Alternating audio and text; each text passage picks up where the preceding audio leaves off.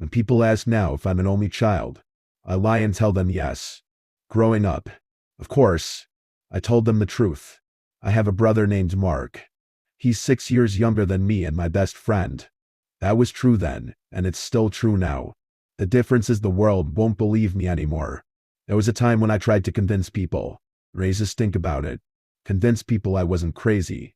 That landed me in 72-hour observation, and that almost cost me my life. So now I just lie. It's easier and safer. I've even taken to lying to myself. People can convince themselves of most anything. After all, and I had this feeling that me talking about it, even thinking about it, might help them find me again. Maybe for the last time. This account will, if everything goes as planned, be the last time I will have to deeply think or talk about this ever again. I have no illusions that I'll ever believe the world is safe or sane again. How could I? And at least I might be able to float along the surface. A small leaf not making waves, trying desperately to not be noticed and pulled underneath. I should probably start with our lives growing up. They weren't anything remarkable. Our father worked for a security company. Our mother was a psychiatrist. We lived in a nicer than average neighborhood, and probably lived nicer than average lives. Our parents were good at most things. They were good at their jobs. They were good neighbors, good friends, and they were really good parents too. That's really important for me to get across.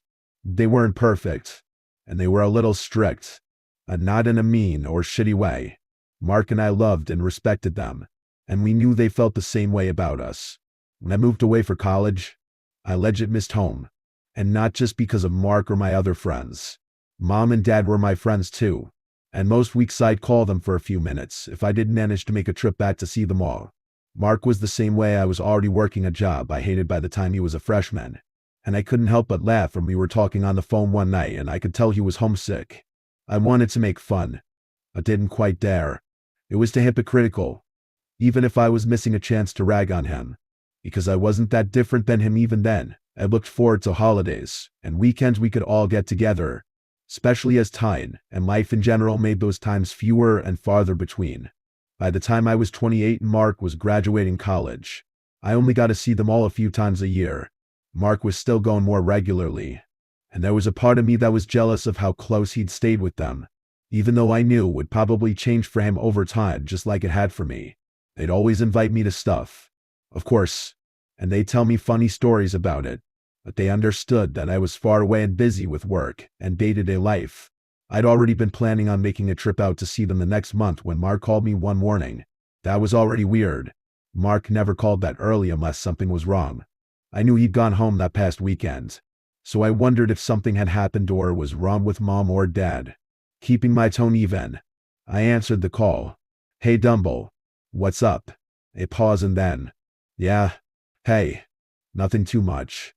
I have a final this afternoon, so I thought I'd do some laundry and call you." I snorted, faking sure though my chest still felt tight. "Surprised your lazy ass is up this early. It's like before 10. Dude." I let it hang there for a moment, and when he didn't respond, I pushed on. "Is everything okay?" I heard him let out a long breath on the other side, like he'd developed a slow leak. "I don't know, man. I've been debating calling you since I got back in the car and started driving back to school on Saturday. Mom and Dad, something isn't right with them." I felt myself frowning as I gripped the phone a bit tighter. "Like what? Are they sick or something?" "No. I mean, I don't think so." When he fell silent again, I prodded further. "Are they fighting? Acting senile? Like what's the deal? You're freaking me out and not giving me much to work with." "Shit. Yeah. You're right. I'm sorry. I don't know how to put it into words, and that sounds dumb or crazy. That's part of why I haven't called before now." I swallowed.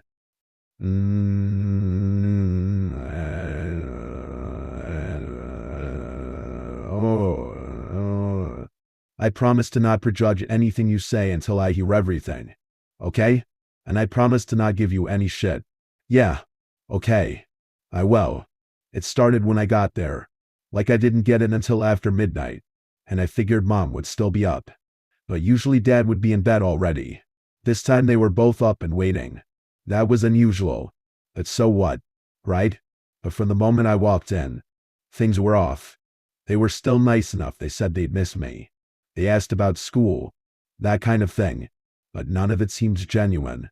It was like all the nice stuff and politeness and being friendly were just fake. Kind of like, have you ever walked on thick carpet when it's really cold? In your bare feet? I blinked. Yeah. Why? It's here.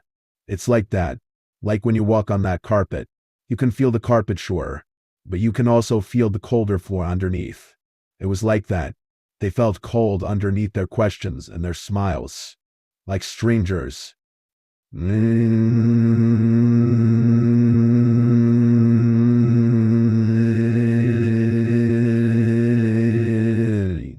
I don't know. Maybe they had been fighting and just didn't want you to know. So they faked being happy and that's what you picked up on. Yeah, maybe. But it wasn't just that. After I talked to them for a bit, I went to my room to go to bed. At that point I thought they were acting weird, but I wasn't actively freaked out or anything. And I was really tired. So at first I fell right asleep. But a couple of hours later, I just woke up suddenly. I don't know if it was a dream or what, but when I woke up I realized the house smelled different. Like, it had smelled that way since I got there. I hadn't really registered it with everything else being weird until just then. Sitting up in my bed, I could feel my heart beating faster, though I wasn't sure why. What did it smell like? I don't know. It was like a spicy smell. It didn't really burn my nose, but it felt like it was twisting its way up into my brain or something. It wasn't a good smell, more a normal smell. Okay, did you ever ask? I'm not done with that yet. So like I wake up, and I'm looking around even though it's super dark, and I'm smelling this weird smell, and I'm afraid. Like actually afraid like I'm a little kid. I don't know why or how, but some part of me is yelling like it senses danger. Instead of getting out of bed or reaching over and turning on a light, I just get quiet and still. Like very, very still. I may have even held my breath for a minute. I don't know why I reacted like that, but I did. And that's when I heard it. My palm felt sweaty against the back of my phone. Heard what? The sound of my door. Like the latch. It was clicking. Someone was outside my door. Had opened my door. Maybe that's what woke me up. I don't know. But they waited there, not moving or saying anything, until they thought I was asleep again, and then they closed it back. I mean, it was probably one of them coming in to say something, and then realizing you were asleep and not wanting to bother you. His voice was trembling a little when he spoke next. Jake, my door. I started getting in the habit in college, and I'm still in the habit now. I didn't even think about it until the next morning, but I always lock my door now, and I remember locking it that night.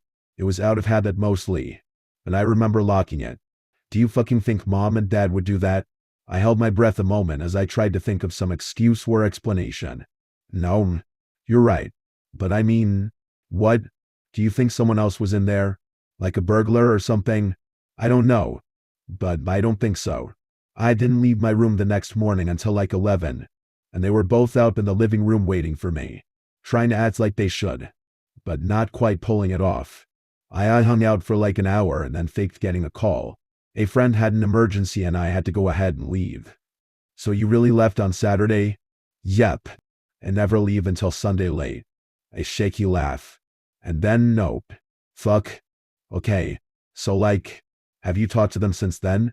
Just a text to let them know I got back okay. I got a short response. That's it. And I haven't pushed it. I don't really want to talk to them. At least not until after I talk to you. Yeah. Okay. Well, I mean, fuck. I don't know. Do you think I should talk to them? The fear in his voice was high and crackling when he responded. No. I mean, I don't want to tip them off that I noticed anything. Not yet, at least. I was hoping you could go back there with me. See if you see what I see. Tell me if I'm being crazy. I mean, I'm planning on going there in a few weeks. So, no, not that far off. I think it needs to happen soon. I don't want them to notice I'm not coming as much. And I'm not comfortable going until this is figured out. Whatever the answer is. Plus, there's something else. I was about to remind him that I didn't have as flexible a schedule as him, and that I couldn't just drop everything for something so minor as he thought our parents were acting weird. But the tone of his voice caught the words in my throat. What? What's the other thing? I think they want you to come. They always talk about you and want you to come more. But just like everything else, it was different this time. They kept bringing it up. About how you should come soon. We should both come and stay for a few days together. It didn't strike me as much at the time. And I think they meant it. I had the sudden thought that one of them was sick. Cancer or something. And it was making them both weird. That they wanted us together to tell it all at once. I tried to keep my voice even. Yeah? Sure. Let's go this weekend. I ran late, so I expected Mark to already be inside when I got to our parents' house. But when I texted him that I was only about 10 minutes out, he was quick to respond. Okay. I'm waiting outside in my car. I felt something grow heavy in my stomach. Seriously. What was this? He hadn't said he just got there too. Just that he was waiting outside. And why wait at all if you're already there? A small voice whispered in the back of my head. Because he's scared of them. Clenching my teeth, I sped up a little. I pulled into the driveway. My headlights cut across the house and parking pad, flashing on Mark's face staring out at me from inside his car. Pushing away the voice, I parked and got out, meeting him in the space between our cars and giving him a quick hug. Hey, man, so you really waited until I got here, huh? I tried to leave it at that, but couldn't quite do it. How long have you been out here? He looked pale and tired, dark circles under eyes that darted toward the house before lighting back on me. Like a couple of hours. I was worried they'd come out, but they haven't. I frowned. Are you sure they're even home? Mark glanced at the house again, licking his lips nervously. They're in there. I've seen them moving around. Well, shadows moving. I nodded, reaching out to give his shoulder a pat. Well, let's go in and see how they are. Right? Like we talked about. I'm not going to call them out on anything. Just watch and listen. Then me and you will talk about it. Sound good? He nodded slightly. Yeah, I guess so. I didn't hesitate and headed toward the front door. I could have grabbed my bag from the trunk, but the thought didn't even occur to me. I wanted to get this over with. See that everything was okay and that he was overreacting. That they weren't sick or crazy or, well, anything. Just our friends and parents. Same as they'd always been.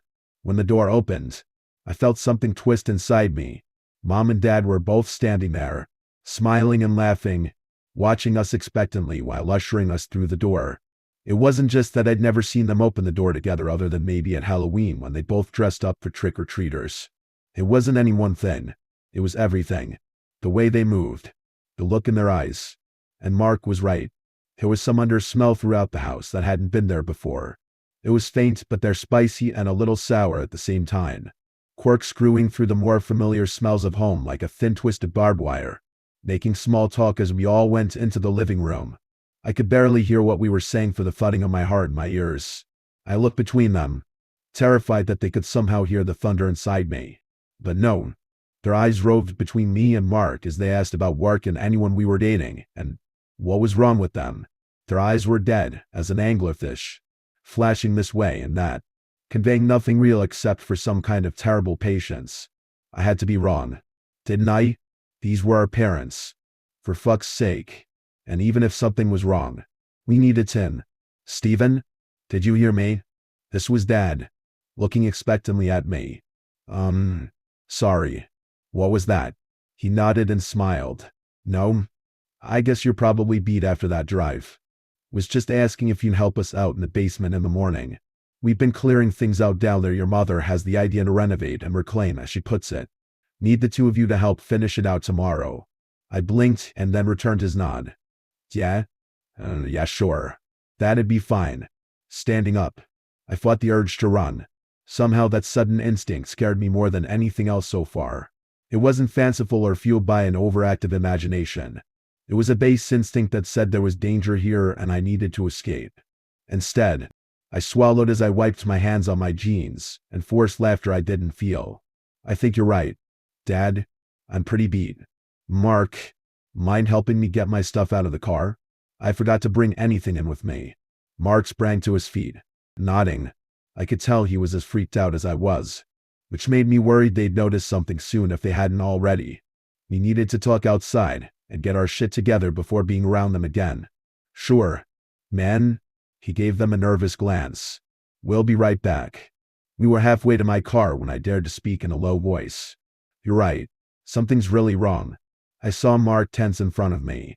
But to his credit, he kept walking and didn't turn around. I know. I was worried. And also hoping that it would be normal this time. But it's not. He stopped at my car's trunk and glanced back at me. What do we do? I met his eyes for a moment and unlocked the trunk. I'm going to stay and try to figure out what this is. I think you should go back. I can call you when I've had more time with them. He grabbed my arm, and when I turned to him, his face was set in a deep frown. You're scared, aren't you? That's why you don't want me to stay? I wanted to lay to him, but looking at him I could tell there was no points. A little, yeah. I don't know why. Probably it's nothing. Maybe they've gone crazy or something. It sounds dumb, but that doesn't mean it isn't possible. People, even couples, do go crazy and hurt people sometimes. Well, it's not going to be anything like that. It may just be our imaginations still, though I don't think it's that either. Though whatever it is, I don't trust it. We have to figure it out and help them, but that doesn't mean we both need to be here. He was already shaking his head. No, fuck that. They're my parents too, and I'm not leaving you alone with them. Not when things are like this. We both go or we both stay and watch each other's backs. I stared at him for a moment, again fighting the urge to leave. Okay, we stay then. Lock our doors and block them too, and then we'll see what things look like in the morning. Handing him my laptop bag, I held onto it a moment, meeting his eyes. You okay with that? He nodded. Yeah? They'll be fine. They're our parents, right? I winced at the scraping sounds my old dresser made as I slid it over in front of the door. It was largely empty at this point, but it was still heavy and unwieldy enough that I half expected someone to knock on my door asking what I was doing in there. Once it was snugly against the locker, I waited. Breath held and ears pricked up for any sound. Nothing. Letting out a shaky breath, I went over to the bed and pulled back the covers, checking under them before getting in. I could tell they had been changed recently, and they smelled decently fresh. But it was hard to tell anything for sure with that damned other smell everywhere I went. What was that? It didn't smell like anything I remembered ever running across before. Something about it still put me on edge. Then again, I could say that about so much at the moment. Everything was disorienting and strange, including sleeping in my old bed at 28, afraid of something coming to get me in the dark. Because that was the truth, wasn't it? I was afraid. I felt a stir of embarrassed irritation at the thought. Afraid of fucking what? My old house smelling weird? My sweet, aging parents?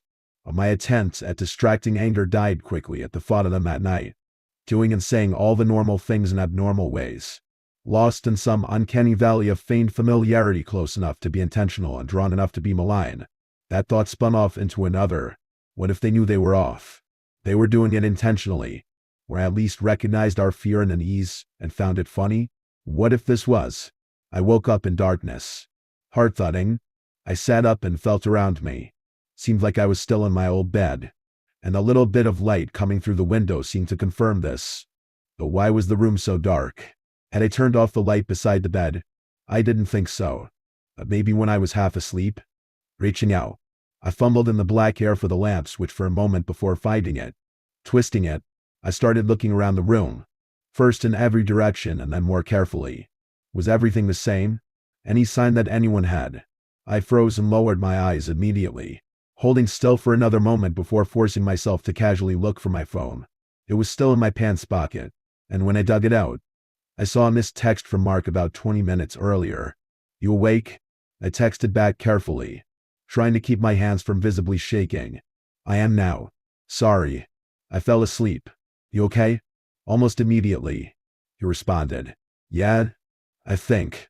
I was starting to get sleepy, but I heard something a few minutes ago. Sounded like it came from ER vents. Quiet now though. Maybe it was a dream. Shuddering, I risked a glance over my phone at the high vent on the far wall. The gleams of light I'd seen from inside that vent were still there, slightly brighter than before. Closer. I hadn't been wrong. It wasn't a dream. Something is in the vents. I think I can see its eyes. Oh God. Do you want me to come over? I found myself shaking my head to an empty room before I shakily texted back. I was darting now between my phone and the vents. It was still there. And no, you couldn't in any way without me moving stuff and unlocking. I think we need go now. I don't know what this is, but we need to go. Okay, how? I sucked in a breath as I heard the Dutchwork in the far wall groan as weight shifted up there. Was it closer? I wasn't sure. I was afraid to look too long in case it didn't know I saw it yet. Whatever we did, it had to be fast. Windows? Meet outside at cars. They're nailed shut now. I checked already tonight. We'd have to break them. I forced myself to take a deep breath. I was acting like a child. Wasn't I? What if there wasn't anything up in the vent? Maybe I was seeing some reflection that had always been there I'd forgotten. Or some piece of tape or insulation had gotten moved and was catching the light. Or worst, maybe a mouse looking at me. As scared as I am, it was an old house after all. Another groan in the Dutchwork and I saw the thing push forward this time, sliding up to within an inch of the vent grate itself. Oh, God, it was my father's face, pressed and squeezed into an impossibly small rectangle, his eyes shiny and bulging from the compressed mass. Those eyes met mine, and I heard a wet, creaky sound that might have been a laugh. Going OW. Meet in the hall and we go to get her. I leapt off the bed and slung the dresser aside, fighting with the knob for a second to unlock the door. Sure, I was going to get caught from behind at any moment. Flinging open the door, I ran out into the hallway and headed for Mark's room. I was reaching for the handle just as it opened, Mark crushing out into me hard enough that we careened into the far hallway wall before righting ourselves and running down the hall toward the front door. Mom stepped out in front of us from their bedroom, grin white on her face as her eyes flicked between us like a metronome. Look at my boys. Together again. Eager beavers. She giggled to herself before looking past us. Aren't you proud of them, honey? Our father's voice boomed behind us. I am. We raised them right. Taught them to give back. Here they are, ready to help in the basement before the sun is even up. Spinning around, I saw him, naked and smeared with dust, grinning at us, his bruised-looking erection poking out from the nest of gray hair surrounding its base. When Mark grabbed my arm, I almost screamed. Turning to him, it struck me how much he looked like a kid, terrified eyes filling with tears, looking for me to protect him, anger starting burning through my fear. Whatever this was, they were going to fucking let us go, even if I had to hurt them. Reaching down, I gave his hand a pat. Don't worry, Dumbo, this'll be okay. We're leaving. I glared at the thing that looked like our father. Now, I still wonder if I really thought that was true when I said it. Or if it was just some comforting lie I was telling us both. Not that it really matters. There was no way I could understand what was about to happen. After all, standing in that hallway between the two of them, I'd never been more terrified or enraged in my life. Thought it was impossible to be more afraid. I was very, very wrong. I heard Mark scream at the same time that pain flared through my entire body, dropping me to my knees. It had come from behind, so it had to be Mom. But what had she done? Gasping for breath, I turned toward Mark to see her over him, stabbing his neck with a hard jab of her fingertips. He let out another wail and crumpled into a ball on the floor, whether because he couldn't stand or just trying to avoid another attack. She must have been satisfied at his collapse, because she turned toward me. Her hand was still flat and pointed, and she raised her arm as though readying another impossibly fast strike at my neck or head. There was no smile on her face now, just the hard focus of a predator in the moments before a kill. A part of me feared that, but I was also distracted by how she had changed. Some of it was her speed and movement. She had a quick precision to her motions now that reminded me more of a mantis than an older woman. And then there was her skin. It looked waxy and slick in places, maybe all over, but there were also wisps of something trailing off her skin at various places. The first thought I had was that she'd walked through some cobwebs. But no, it was all over thin, gauzy filaments clinging to her flesh like moss, shifting in the air with every sudden movement she made. I was still staring at her when she lowered her hand and spoke to me. Are you going to behave? Or do I have to hurt you like your brother? The mention of Mark broke me free from my terrified stupor enough to glare at her. Leave him alone. Just please let us leave. Our father's voice thundered out from above us. You aren't going anywhere but the basement. We've waited long enough. I looked up to see him standing over me, leering down with eyes that were pitiless and strange. Between us, his grotesque members still stabbed out at the air, and below them, what might be his weakest points. Gritting my teeth, I rammed my fist up into his testicles as hard as I could given the angle and the pain still flaring across my neck and shoulders. He grunted slightly but didn't stagger or even cry out, and when I tried to hit him again, he kicked me hard enough in the ribs that I felt something give way as new agony filled my left side. Want back in there? That's not the way. I heard him and Mom cackling as I started sliding across the carpet. One of them had grabbed my legs, and when I looked around, I saw they were dragging Mark too. I wanted to kick them off, get Mark and try to run again, but my limbs didn't want to work and I couldn't get any breath. I thought about talking to them again, but I knew there was no point. And Mark was so still. I was starting to wonder if she had knocked him out or even killed him. Maybe it was better if she had.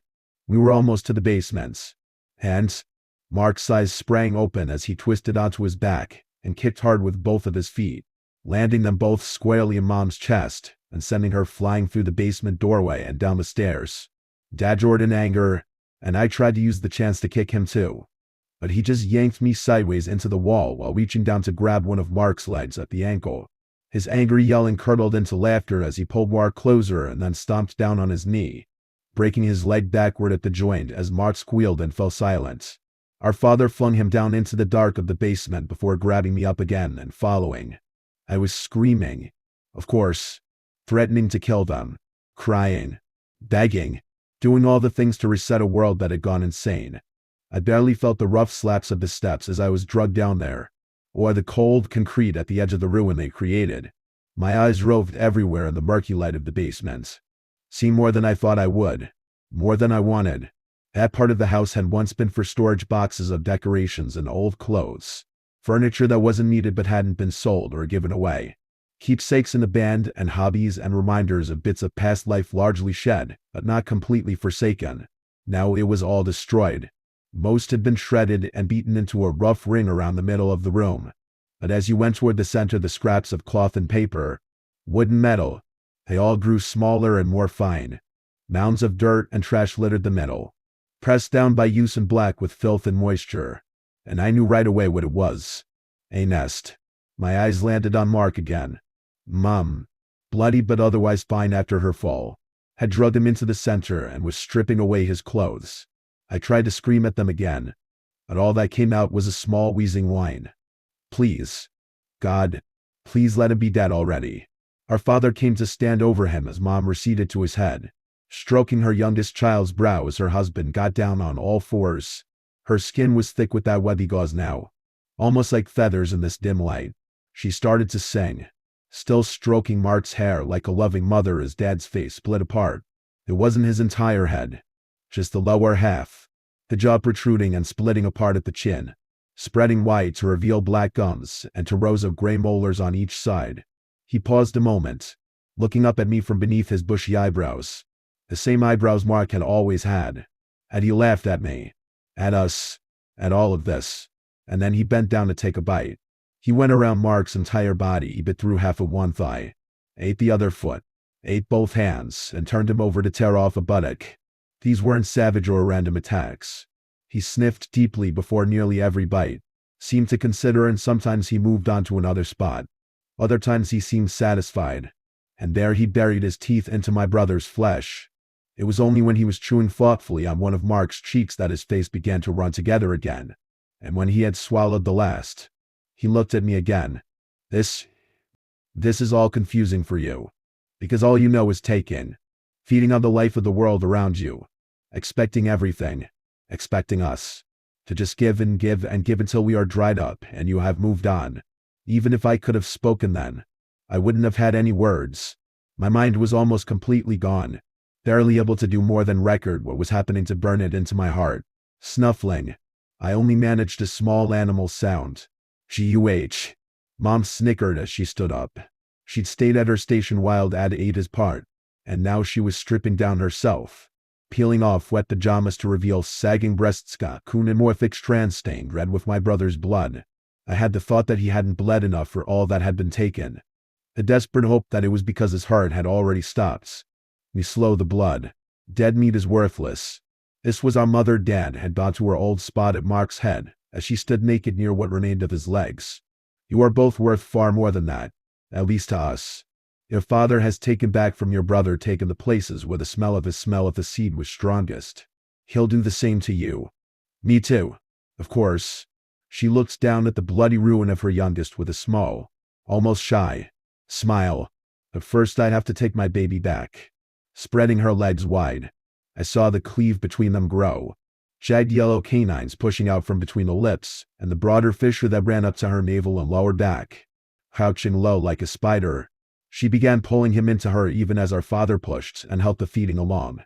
I might have sat there, transfixed by that impossible horror until it was my turn. But then something more terrible happened. Mark opened his eyes. He didn't make a sound. Just stared at me. No, not stared. He looked at me, saw me, and begged me to look away. To get away. To let his last sight be me escaping hell. I don't remember getting up or making it out of the house without getting caught. Maybe I was just a fast, or they couldn't stop what they had started. Or maybe they just didn't care if they stopped me. I know that I was over 100 miles away when I came back to myself. Screaming and crying behind the wheel of my car. I was still stomping the pedal, but the engine was dead. I'd run out of gas. I got out and stumbled into the woods. My side was still killing me, but adrenaline was keeping me going. Even if I was too confused and terrified to make a plan or do anything but hide from every passing car. That lasted for a few hours, I think, though I'm not sure. Then, one of the times I woke up from being asleep or unconscious, I could focus a bit more, enough to know I couldn't stay there, that I needed to get to a hospital, that I wasn't safe out there alone. So I went back to the road and tried to flag down a car. No one would stop. Not that I blamed them, given how I must have looked. And I had to get help. Had to get farther away. Gritting my teeth, I hit my fist into my thigh in frustration. That's when I first realized I still had my cell phone in my pants. An hour later I was in an ER, trying to tell evil lie about how I had fallen and tried to drag myself to a hospital but ran out of gas. I don't think anyone believed me. But between my concussion, broken ribs, and punctured lung, they weren't going to push it for the time being. I was there for 5 days. And the entire time I was conscious I was terrified my parents were going to walk through the door. Every time they dozed me or I fell asleep from exhaustion, I'd wake up certain I was back in that basement again. On the 6th day I checked myself out. The doctors and nurses didn't like it, but I didn't give them a choice. I wasn't safe there, and I had to be well hidden before I could really sleep and try to get my head together. There'd been no sign of my parents so far, and my phone had been silent except for a few friends from back home. But that didn't mean anything. They were still out there, and eventually they would come for me. So I spent the next 2 weeks moving between different motels, slowly migrating back to my hometown without actually going home. Once I was close enough, I spent a week watching my house for signs of them before I'd go near it. The next week I went back to work, telling my original lie to them that I'd been hit by a car while visiting family the month before. I really was careful, and maybe it did actually help. I don't know. Looking back, it was stupid for me to try going back to my old life at all. But you have to understand, I was so adrift, barely sane. I'd halfway hold it together at work, and then cry in my car on the way home. I'd put locks on every door inside my house. But I still spent most nights sleeping in my loft closet with a shotgun next to me.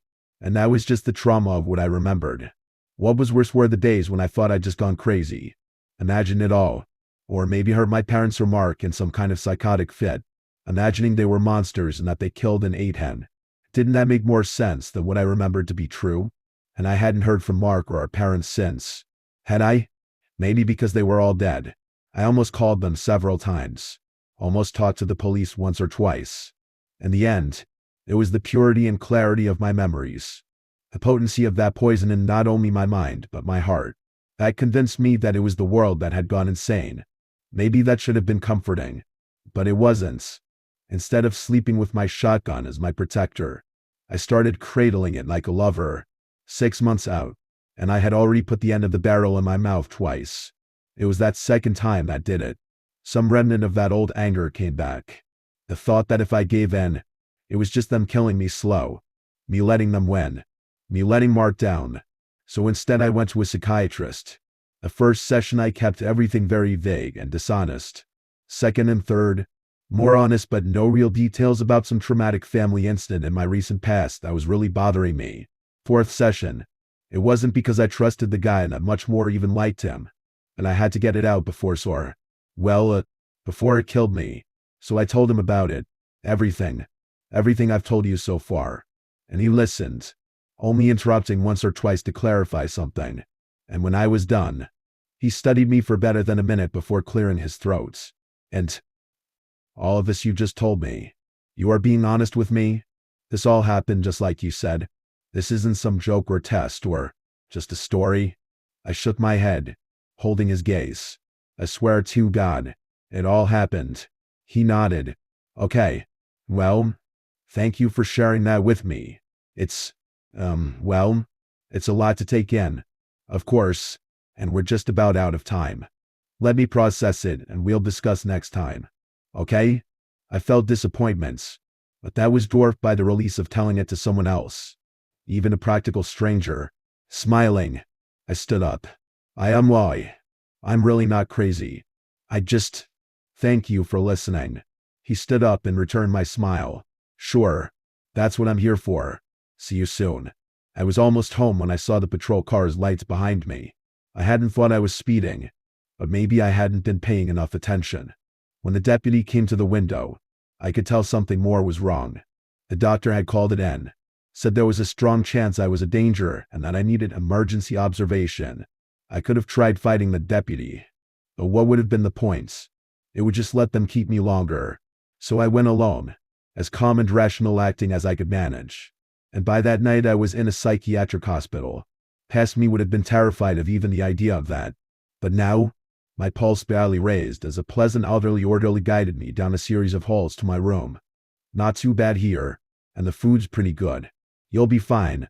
Bet you're out of here by the weekend. He turned to smile at me as he unlocked the door and gestured me in. Here's your room. Shirley will be by with dinner in about half an hour, and I'll see if I can rustle you up some books or magazines. I nodded. Okay. Thanks. I may just sleep. He returned the nod and started to close the door. Well, keep your chin up. It'll turn out all right. His eyes brightened as he remembered something. Oh, and good news. While you were getting processed, we got a call. You've got visitors tomorrow. Jerking. I stared at him. What? Yeah. They told me right before I came to get you. The parents are coming.